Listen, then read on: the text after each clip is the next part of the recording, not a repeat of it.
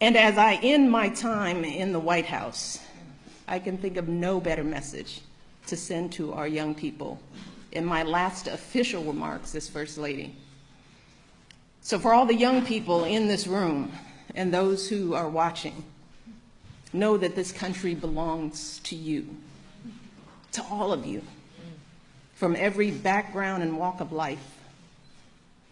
If you or your parents are immigrants, know that you are part of a proud American tradition, the infusion of new cultures, talents and ideas, generation after generation, that has made us the greatest country on earth.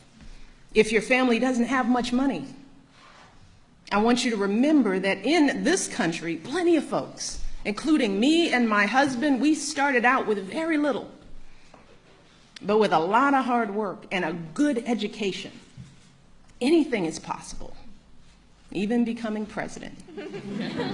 That's what the American dream is all about. If you are a person of faith, know that religious diversity is a great American tradition too. In fact, that's why people first came to this country, to worship freely. And whether you are Muslim, Christian, Jewish, Hindu, Sikh, these religions are teaching our young people about justice and compassion and honesty. So I want our young people to continue to learn and practice those values with pride. You see, our glorious diversity, our diversities of faiths and colors and creeds, that is not a threat to who we are. It makes us who we are.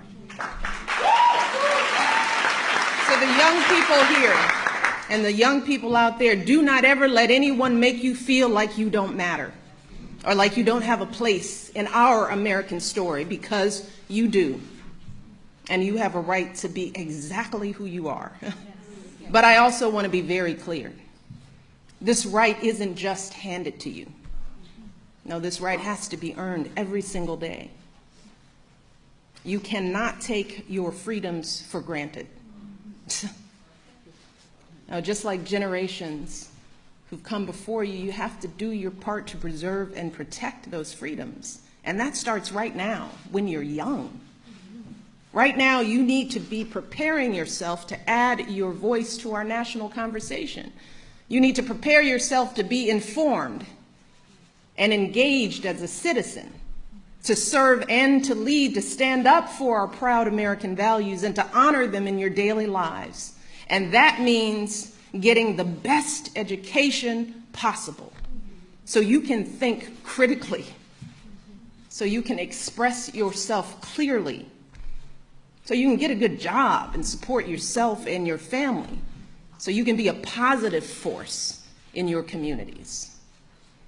And when you encounter obstacles, because I guarantee you, you will, and many of you already have, when you are struggling and you start thinking about giving up, I want you to remember something that my husband and I have talked about since we first started this journey nearly a decade ago.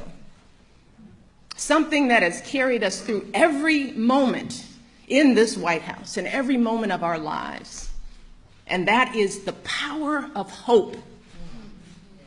The belief that something better is always possible if you're willing to work for it and fight for it.